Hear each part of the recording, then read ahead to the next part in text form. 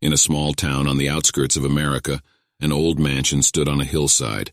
The house was known for its strange history, connected with the Blackwood family which once owned it. This history was terrible, and recently something happened that made the townspeople remember again about the mysterious past events. For the birthday of a young girl named Lisa, her parents decided to throw a party at the old mansion. Lisa was known for her interest in mysticism and mysteries, and her parents decided that this would be the perfect place for her birthday party. That evening, the house was decorated to match the atmosphere of mystery and mystery. Candles, dark corners, and a huge cake in the shape of an antique book on the table. Guests began to gather in the mansion, smiles on everyone's faces and anticipation of a fun party. Music played and the aromas of delicious food filled the air. But as the night descended, the atmosphere began to change. The candlelight began to seem dim and frightening, and Lisa's friends and family began to feel strangely uneasy. At first, there were only a few minor incidents. The lights went out, but quickly came back on. The mirror suddenly began to be covered in a shroud of mist, as if reflecting another parallel world. People were nervous but tried to make each other laugh, waving away their fears. As time passed, more and more strange events occurred. Paintings on the walls seemed to move and change their images. The sounds of footsteps came from empty rooms, though no one could see who was coming. Guests began to hear whispers and shadows flickering in their peripheral vision. The cake that had been prepared especially for Lisa suddenly had inscriptions engraved in Latin on it.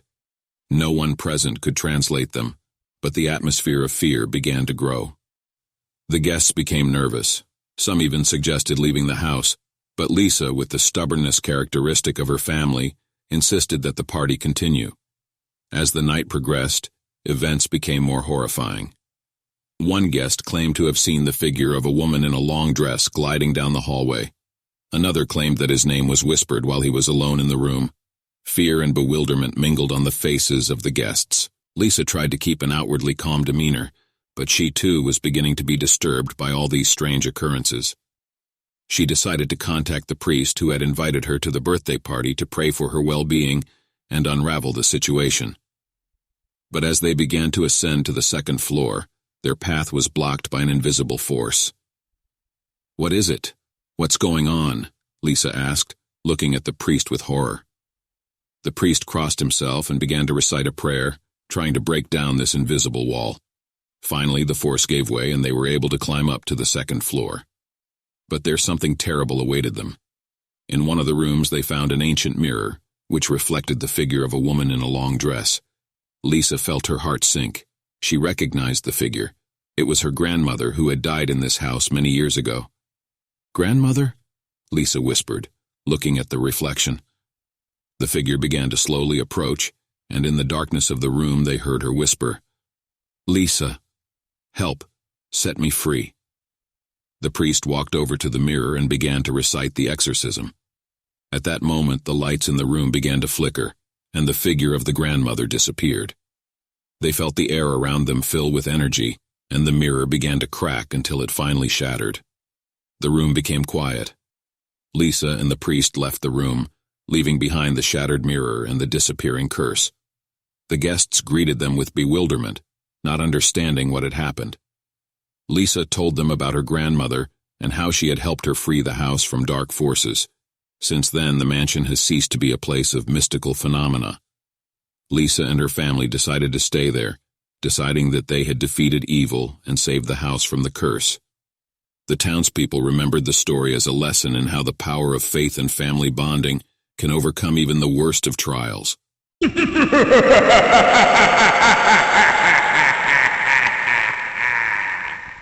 Elizabeth's grandmother lived in a small village surrounded by dense foliage and gloomy forests.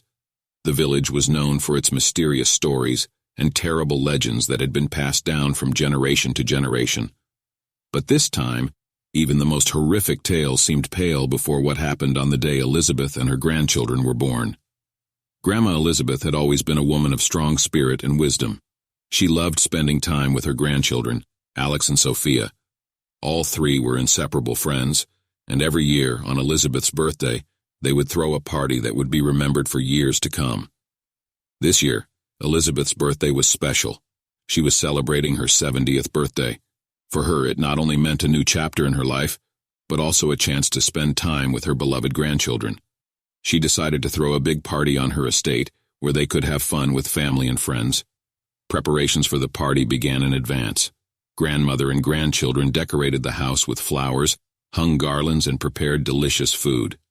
As guests began to gather, the air was filled with an atmosphere of joy and anticipation. But as night fell and the holiday lights illuminated the estate, suddenly strange and incomprehensible events began to occur. The guests noticed that their shadows began to move independently of them, and the light from the candles began to change its color to a somber and frightening one. Grandmother Elizabeth, despite her age, did not feel fear.